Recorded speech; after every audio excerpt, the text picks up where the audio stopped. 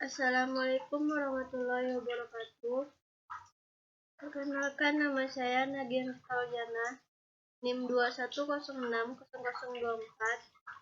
Dalam video kali ini, saya akan menyelesaikan tugas teori ekonomi makro 2 dengan dosen pengampu Bapak Dr. Alphonse Satrianto SDME.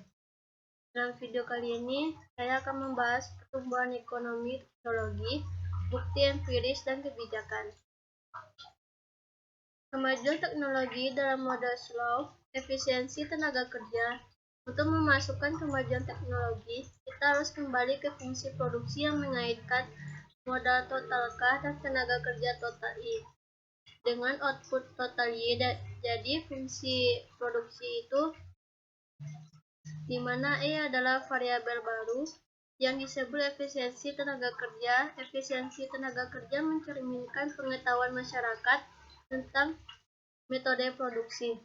Ketika teknologi mengalami kemajuan, efisiensi tenaga kerja meningkat. Sebagai contoh, efisiensi tenaga kerja meningkat ketika produksi dini perakitan mentransformasi sistem manufaktur pada awal abad ke-20 dan meningkatkan lagi ketika komputerisasi diperkenalkan di akhir abad ke-20.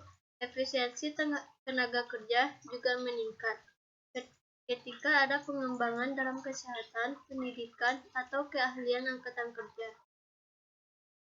Selanjutnya, kondisi mapan dengan kemajuan teknologi.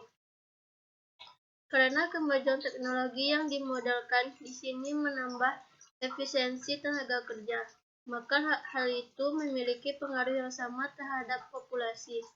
Meskipun kemajuan teknologi tidak menyebabkan jumlah pekerja aktual meningkat, namun sebenarnya setiap pekerja menghasilkan unit yang lebih banyak sepanjang waktu. Jadi, kemajuan teknologi menyebabkan jumlah pekerja efektif meningkat. Kita menganalisis perekonomian dalam kuantitas per pekerja. Sekarang kita menganalisis perekonomian dalam hal kuantitas per pekerja efektif. Kita nyatakan K sama dengan K dalam kurung L dikali E, menunjukkan output per pekerja efektif. Dengan definisi ini, kita bisa menulis kembali Y sama dengan F dalam kurung K. Dampak kemajuan teknologi. Variabel inilah yang menunjukkan kuantitas per pekerja efektif yang stabil pada kondisi mapan. Berdasarkan informasi ini, kita juga dapat menduga apa yang akan terjadi dengan variabel lainnya yang tidak dinyatakan per pekerja efektif. Output per pekerja juga harus tumbuh sebesar G pada kegiatan yang stabil. Demikian pula, total output yang perekonomian adalah Y, karena Y adalah konstan pada keadaan yang stabil. E tumbuh pada tingkat Z, dan L tumbuh pada tingkat N. Maka output total tumbuh sebesar N tambah G pada keadaan yang stabil. Dengan adanya kemajuan teknologi, model kita akhirnya bisa menjelaskan kenaikan yang berkelanjutan dalam standar kehidupan yang kita amati. Sebaliknya, tingkat tabungan yang tinggi mengarah ke tingkat pertumbuhan yang tinggi hanya jika kondisi mapan dicapai. Sekali perekonomian berada dalam kondisi mapan, tingkat pertumbuhan output per pekerja hanya bergantung pada tingkat kemajuan teknologi. Kemajuan teknologi juga memodifikasi kriteria untuk kaidah Hemas. Tingkat modal kaidah Hemas ini didefinisikan sebagai kondisi mapan yang memaksimalkan konsumsi per pekerja efektif. Karena perekonomian aktual mengalami pertumbuhan populasi dan kemajuan teknologi, maka kita harus menggunakan kriteria untuk mengevaluasi apakah hal ini memiliki modal yang lebih besar atau lebih kecil dari kondisi mapan kaidah Hemas. Dari teori pertumbuhan sampai data empiris pertumbuhan. Pertumbuhan yang seimbang. Menurut model slow, kemajuan teknologi menyebabkan nilai bertambah, meningkatkan secara bersamaan pada kondisi mapan. Pertama, pertimbangkanlah output per pekerja Y atau L dan persediaan modal pekerja (K/L). Menurut model Slough, dalam kondisi mapan, kedua variabel ini tumbuh sebesar G pada tingkat kemajuan. Teknologi juga mempengaruhi harga faktor. Namun harga sewa real modal tetap konstan sepanjang waktu. Sekali lagi, prediksi ini tepat untuk Amerika Serikat selama 50 tahun terakhir. Upah real telah meningkat sekitar 2% per tahun. Upah ini telah naik dengan jumlah yang hampir sama. Perbedaan pendapat ini terlihat dalam hampir semua ukuran kualitas hidup, mulai dari banyaknya televisi dan telepon per keluarga sampai tingkat kematian dan harapan hidup. Banyak penelitian dilakukan untuk menjawab pertanyaan apakah ekonomi saling mendukung satu sama lain sepanjang waktu. Maka perekonomian dunia yang miskin akan dapat mengejar perekonomian dunia yang sudah maju. Cara mengejar ini disebut dengan converge. Jika tidak ada, maka negara-negara yang memulai dengan miskin akan tetap selamanya miskin. Model Slough meramalkan kapan converge terjadi. Menurut model tersebut, kapan pertemuan perekonomian terjadi bergantung pada perbedaan saat mereka memulai. Di satu sisi, jika dua perekonomian dengan kondisi mapan yang sama, seperti yang ditentukan oleh tingkat tabungan, tingkat pertumbuhan populasi, dan efisiensi tenaga kerja. Karena kesalahan sejarah mulai dengan persediaan modal yang berbeda. Dalam contoh perekonomian dengan budaya dan kebijakan yang sama, studi yang dilakukan membuktikan bahwa perekonomian akan saling berkonvergensi pada tingkat sekitar 2% per tahun, yaitu kesenjangan antara perekonomian yang kaya dan miskin menyempit sekitar 2% per tahun. Salah satunya adalah perekonomian rumah tangga di Amerika Serikat. Akumulasi faktor versus efisiensi produksi. Dilihat dari sisi akuntansi, perbedaan internasional dalam pendapatan per kapita dapat dibagi menjadi 1. Perbedaan faktor produksi seperti kuantitas modal fisik dan modal manusia. 2. Perbedaan efisiensi dalam penggunaan faktor produksi. Banyak penelitian telah dilakukan untuk memperkirakan kepentingan relatif dari dua sumber perbedaan pendapatan. Ada beberapa cara untuk menginterpretasikan korelasi positif ini. Salah satu hipotesisnya adalah bahwa perekonomian yang efisiensi dapat mendorong akumulasi modal. Hipotesis terakhir adalah bahwa faktor akumulasi dan efisiensi produksi digerakkan oleh variabel ketiga. Variabel ketiga ini dapat berupa kualitas institusi negara, termasuk proses pembuatan kebijakan pemerintah. Seperti yang dikatakan oleh seorang ekonom, jika pemerintah membuat kesalahan, maka mereka membuat kesalahan yang besar. Kebijakan yang jelek, seperti inflasi yang tinggi, defisit anggaran yang berlebihan, campur tangan pasar yang terlalu besar, dan korupsi yang merajalela sering berjalan beriringan. Apakah perdagangan bebas baik bagi pertumbuhan ekonomi? Sekarang, para ekonom membuat pandangan tersebut lebih meyakinkan, di antaranya berlandaskan teori keunggulan komparatif dari David Ricardo dan juga teori perdagangan internasional lainnya yang lebih modern. Menurut teori keunggulan komparatif, sebuah negara yang membuka diri untuk melakukan perdagangan akan memperoleh tingkat efisiensi produksi dan standar hidup yang lebih tinggi dengan melakukan spesialisasi pada barang-barang di mana negara tersebut memiliki keunggulan komparatif. Salah satu pendekatannya adalah dengan melihat data internasional untuk mengamati apakah negara-negara yang melakukan perdagangan bebas memang benar-benar menikmati kesejahteraan yang lebih baik. Pada kenyataannya memang demikian. Euphorium Andrew Ward dan Jeffrey Sachs meneliti selama periode 1970 hingga 1989. Adam Smith bahwa perdagangan meningkatkan kesejahteraan, tapi data tersebut sebelum memberikan jawaban meyakinkan. Korelasi tidak membuktikan adanya penyebab. Mungkin perekonomian tertutup terkait juga dengan kebijakan pemerintah lainnya yang bersifat membatasi, dan kebijakan tersebut yang menyebabkan rendahnya pertumbuhan. Pendekatan kedua adalah dengan meneliti apa yang terjadi jika perekonomian tertutup membuka hambatan perdagangan.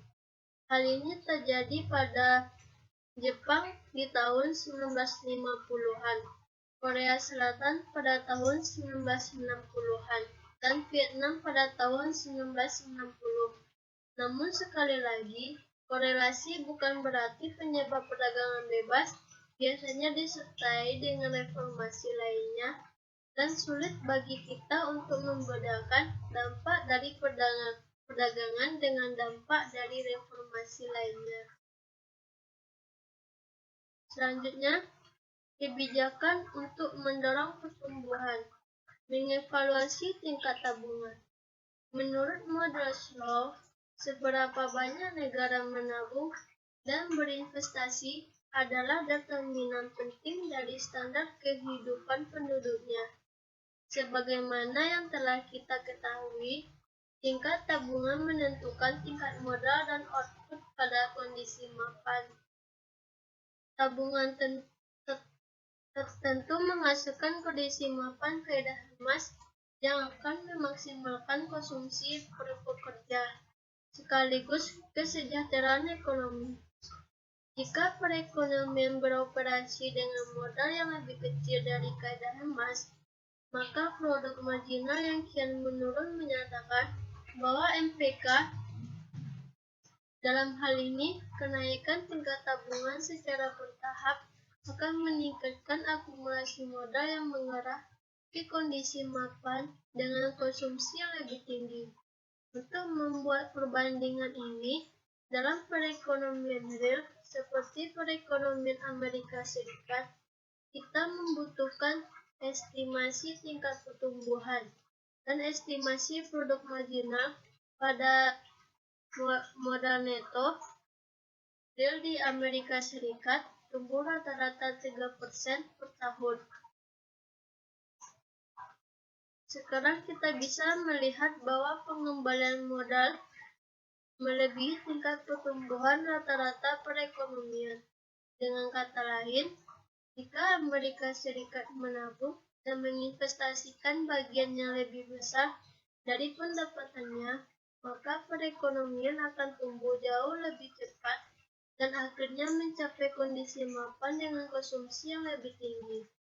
Ketika pertumbuhan yang sama seperti di atas dilakukan pada perekonomian negara lain, hasilnya tidak jauh berbeda. Kemungkinan adanya tabungan berlebih dan akumulasi modal di atas tingkat kaidah emas secara teori sangat menarik, namun tampaknya bukan merupakan masalah real yang dihadapi. Mengubah tingkat tabungan. Perhitungan di atas menunjukkan bahwa untuk menggerakkan perekonomian Amerika Serikat menuju kondisi mapan kaidah emas, para pembuat kebijakan harus meningkatkan tabungan nasional. Banyak perdebatan tentang kebijakan meningkatkan pertumbuhan yang berpusat pada hal ini cenderung menjadi paling efektif. Cara yang paling tepat yang bisa dilakukan pemerintah untuk mempengaruhi tabungan nasional adalah melalui tabungan masyarakat. Perbedaan antara jumlah penerimaan pajak pemerintah dan pengeluarannya. Pemerintah bisa membayar sebagian utang nasional dan mendorong investasi. Pemerintah juga mempengaruhi tabungan nasional dengan mempengaruhi tabungan swasta. Tabungan yang dilakukan oleh rumah tangga dan perusahaan, sebaliknya, Se- Seberapa banyak orang yang menabung bergantung pada insentif yang mereka terima, dan insentif ini dibedakan oleh berbagai kebijakan publik. Beberapa ekonom mengusulkan peningkatan insentif untuk menabung dengan menggantikan sistem pajak pendapatan saat ini dengan sistem pajak konsumsi. Banyaknya ketidaksepakatan di antara para ekonom atas kebijakan publik tercermin dalam pandangan yang berbeda tentang sejauh mana tabungan swasta merespon insentif. Mengalokasikan investasi perekonomian. Modal Sloan menyederhanakan asumsi bahwa hanya ada satu jenis modal. Di dunia, tentu saja ada banyak jenis modal. Pemerintah melakukan investasi dalam berbagai bentuk modal masyarakat yang disebut infrastruktur, seperti jalan raya, jembatan, dan sistem pembuangan air. Selain itu, juga ada modal manusia, ilmu pengetahuan, dan keahlian yang didapatkan oleh para pekerja dari pendidikan, yaitu dari program kanak-kanak awal seperti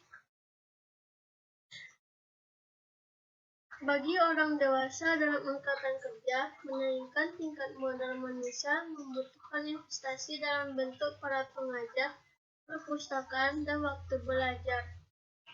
Riset terakhir tentang pertumbuhan ekonomi menekankan bahwa modal manusia sama pentingnya dengan modal fisik. Dalam menjelaskan perbedaan-perbedaan dalam standar kehidupan internasional, para pembuat kebijakan yang berusaha mendorong pertumbuhan ekonomi harus menghadapi isu tentang jenis-jenis modal apa yang paling dibutuhkan perekonomian. Banyak ekonom menyarankan bahwa pemerintah semata-mata hanya menciptakan tingkat yang menghasilkan untuk berbagai jenis modal, misalnya dengan meyakinkan bahwa sistem pajak memperlakukan seluruh jenis modal secara adil. Pemerintah kemudian bisa mengandalkan pasar untuk mengalokasikan modal secara efisien. Para ekonom lain menyarankan agar pemerintah secara aktif mendorong bentuk-bentuk modal tertentu. Anggaplah misalnya pengembangan teknologi terjadi sebagai produk sampingan dari aktivitas ekonomi tertentu. Dengan adanya eksternalitas itu, pengembalian modal sosial melebihi pengembalian perseorangan dan manfaat dari peningkatan akumulasi modal bagi masyarakat lebih besar ketimbang yang dinyatakan oleh model Sloan. Membangun institusi tepat. Beberapa ekonom yang mempelajari perbedaan standar kehidupan pada negara-negara di dunia mengaitkan perbedaan ini pada input modal manusia dan modal fisik. Sementara ekonom lainnya mengaitkannya pada produktivitas di mana input-input tersebut digunakan. Salah satu alasan mengapa setiap negara memiliki tingkat efisiensi produksi yang berbeda-beda adalah karena mereka memiliki institusi yang berbeda dalam memberikan petunjukan tentang pengalokasian sumber daya langka yang tersedia di negara tersebut. Tradisi hukum suatu negara adalah sebuah contoh dari institusi tersebut. Beberapa negara seperti Amerika Serikat, Australia, India, dan Singapura merupakan daerah bekas koloni Inggris dan karenanya memiliki sistem hukum dengan gaya Inggris. Negara-negara lainnya seperti Italia, Spanyol, dan banyak negara di Amerika Latin memiliki tradisi hukum yang berasal dari Kode Napoleonik Prancis. Perbedaan institusi penting lainnya yang terjadi antar negara adalah kualitas dari pemerintahan negara itu sendiri.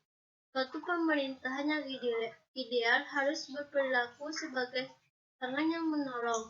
Pada sistem pasar, perlindungan hak milik, pelaksanaan perjanjian yang telah disetujui, promosi kompetisi, penindakan pelaku kejahatan, dan lain sebagainya. Namun terkadang pemerintah menyimpang dari bentuk ideal ini dan berperilaku lebih sebagai tangan yang menyerobot dengan menggunakan wewenang yang dimiliki negara untuk memperkaya sekelompok kecil individu, sementara masyarakat luas menderita. Adam Smith, ekonom besar pada abad, menyadari peranan penting institusi pada pertumbuhan ekonomi.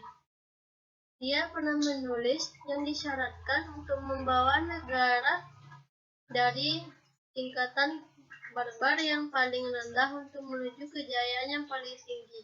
Hanyalah perdamaian, pajak yang masuk akal, dan hukum yang ditegakkan. Asal mula kolonial pada institusi modern. Asal mula kolonial pada institusi modern. Asal mula kolonial pada institusi modern. Apa yang mampu menjelaskan korelasi ini? Beberapa ekonomi menyatakan bahwa iklim tropis di daerah khatulistiwa memberikan dampak buruk bagi produktivitas. Meskipun dampak langsung dari lokasi geografis adalah salah satu alasan mengapa negara-negara tropis cenderung miskin. Faktor ini bukanlah salah satu penyebabnya. Dampak geografis terhadap institusi. Berikut ini penjelasan mereka yang disajikan bertahap. 1. Pada abad iklim tropis menyebabkan banyak penduduk Eropa mengalami peningkatan risiko terkena berbagai penyakit, terutama malaria dan campak. Akibatnya, banyak orang Eropa menjajah berbagai negara di dunia. Mereka menghindari dari negara iklim tropis seperti Afrika dan Amerika Tengah. 2. Di daerah-daerah tempat yang banyak orang Eropa bermukim tersebut, mereka menerapkan institusi dengan gaya Eropa yang melindungi hak milik dan membatasi kekuasaan pemerintah. Sebaliknya, di daerah beriklim tropis, penjajah seringkali menerapkan institusi merusak, termasuk diantaranya pemerintah yang otoriter, sehingga mereka dapat mengambil manfaat dari sumber daya yang ada di daerah tersebut. Meskipun zaman penjajahan telah lama berlalu, institusi awal yang dibangun koloni Eropa berkorelasi erat dengan institusi modern di negara-negara bekas daerah jajahan tersebut. Di negara-negara tropis, di mana penjajahan membangun institusi yang merusak, hanya ada sedikit perlindungan bagi hak milik. Bahkan hingga saat ini, ketika penjajahan pergi, institusi yang merusak tersebut tetap ada dan hanya diambil alih oleh penguasa baru. 4. Kualitas institusi adalah kunci penentuan dari kondisi perekonomian. Ketika hak milik dilindungi, masyarakat memiliki insentif lebih besar untuk melakukan investasi yang selanjutnya dapat mendorong pertumbuhan ekonomi. Mendorong kemajuan teknologi. Model Slow menunjukkan bahwa pertumbuhan yang berkelanjutan dalam pendapatan pekerja harus berasal dari kemajuan teknologi. Namun, model Slow menganggap kemajuan teknologi sebagai variabel eksogen. Model Slow tidak menjelaskannya. Sebagian besar dari kebijakan ini mendorong sektor swasta yang menyalurkan sumber daya ke inovasi teknologi. Sebagai contoh, sistem panen memberikan monopoli sementara kepada investor produk-produk baru. Prinsip perpajakan menawarkan penghapusan pajak untuk perusahaan-perusahaan yang terlibat dalam penelitian dan pengembangan, serta kantor-kantor pemerintah seperti nasional secara langsung mensubsidi penelitian dasar universitas. Penurunan pertumbuhan dunia 1972 sampai 1955 dimulai pada awal tahun 1970-an dan berakhir pada pertengahan 1990-an. Ombak kebijakan ini seluruh dunia menghadapi masalah yang sangat memusingkan. Penurunan global pada pertumbuhan ekonomi setelah terakumulasi selama beberapa tahun. Perubahan kecil dalam tingkat pertumbuhan memiliki dampak yang besar terhadap kesejahteraan perekonomian. Pendapatan real di Amerika saat ini adalah sekitar 20%, lebih rendah daripada jika pertumbuhan berada pada level sebelumnya. Menunjukkan data tentang pertumbuhan pada GDP real per kapita untuk 7 perekonomian terbesar di dunia. Pertumbuhan di Amerika Serikat turun dari 2,2% sebelum 1972 menjadi 1,5% dari tahun 1972 hingga 1955. Negara-negara lain mengalami penurunan yang serupa atau bahkan lebih buruk. Masalah pengukuran salah satu kemungkinan adalah bahwa penurunan produktivitas tidak benar-benar terjadi dan penurunan itu muncul dalam data karena ada kesalahan. Untuk menjelaskan penurunan dalam pertumbuhan, seseorang mesti berpendapat bahwa masalah pengukuran menjadi lebih buruk. Ada beberapa indikasi bahwa hal ini mungkin saja terjadi. Sepanjang sejarah, lebih sedikit orang bekerja dalam industri dengan output berwujud dan mudah diukur seperti agrikultur saja. Banyak orang bekerja dalam industri dengan output tidak berwujud dan lebih sulit diukur, seperti jasa kesehatan. Tetapi hanya sedikit ekonom yang percaya bahwa masalah pengukuran merupakan salah satunya masalah. Teknologi Informasi dan Perekonomian Baru 1955. Sebagaimana semua dokter akan memberitahu Anda, terkadang penyakit pasien dapat sembuh dengan sendirinya. Meskipun dokter tidak berhasil memberikan diagnosis dan obat yang meyakinkan, hal yang sama nampaknya berlaku pada penurunan produktivitas yang telah dibahas pada studi kasus sebelumnya. Seperti penurunan pertumbuhan ekonomi di tahun 1970-an, peningkatan di tahun 1990-an sulit untuk dijelaskan secara akurat. Tetapi pujian terbesar jatuh pada perkembangan komputer dan teknologi informasi termasuk internet. Alasan kedua, mengapa manfaat produktivitas komputer mungkin tertunda adalah karena perusahaan membutuhkan waktu untuk menentukan cara menggunakan teknologi ini dengan lebih baik. Ketika perusahaan mengubah sistem produksi mereka dan melatih para pekerjanya untuk menggunakan teknologi, hal ini itu akan mengganggu jalannya produksi. Di luar model slow, teori pertumbuhan endogen. Rumor lama ini menunjukkan tentang bagaimana para ekonom menggunakan asumsi untuk menyederhanakan dan kadang-kadang terlalu menyederhanakan masalah yang mereka hadapi. Hal ini terutama terbukti ketika mengevaluasi teori pertumbuhan ekonomi. Salah satu tujuan dari teori pertumbuhan adalah menjelaskan kenaikan yang berkelanjutan dalam standar kehidupan yang kita amati di sebagian besar belahan dunia. Model dasar untuk menggambarkan gagasan di belakang teori pertumbuhan endogen, kita mulai dengan fungsi produksi sederhana Y sama dengan AK, di mana Y adalah output, K adalah persediaan modal, dan A adalah konstan yang mengukur, di mana Y adalah output dan K adalah persediaan modal. Dalam modal slow, tabungan akan mendorong pertumbuhan untuk sementara, tetapi pengembalian modal yang kian menurun pada akhirnya akan mendorong perekonomian mencapai kondisi mapan, di mana pertumbuhan hanya bergantung pada kemajuan teknologi eksogen. Namun, penganut teori pertumbuhan endogen berpendapat bahwa asumsi pengembalian modal konstan lebih bermanfaat jika diasumsikan secara lebih luas.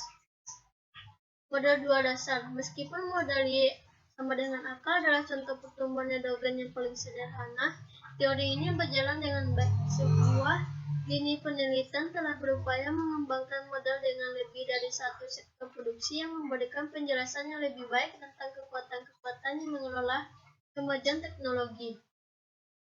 Mikroekonomi dari penelitian dan pengembangan. Model pertumbuhan endogen dua sektor yang baru saja dibahas membuat kita lebih memahami kemajuan teknologi, tetapi pembahasan itu hanya sebuah awal dari kisah tentang kreasi ilmu pengetahuan. Jika telah berpikir tentang proses penelitian dan pengembangan sejak, maka tiga fakta akan muncul. Pertama, meskipun ilmu pengetahuan merupakan barang publik, kedua, penelitian menjadi menguntungkan karena inovasi memberikan perusahaan kekuatan monopoli temporer. Ketiga, Ketiga, ketika sebuah perusahaan berinovasi, perusahaan lain juga mengembangkan inovasi untuk menghasilkan inovasi generasi berikutnya. Pertumbuhan ekonomi sebagai proses pengusahaan kreatif. Menurut Schumpeter, faktor pendorong di belakang kemajuan tersebut adalah pengusaha yang memiliki ide baru, cara baru untuk membuat produk lama, atau berbagai inovasi lainnya. Maksudnya perusahaan baru baik bagi konsumen, karena sekarang mereka memiliki pilihan yang lebih banyak. Namun buruk dampaknya bagi perusahaan lama, karena sulit bagi mereka untuk berkompetisi dengan pendatang baru. Hanya itu yang dapat saya sampaikan dalam video kali ini. Apabila ada kesalahan dan kata-kata, saya mohon maaf. Saya akhiri. Assalamualaikum warahmatullahi wabarakatuh.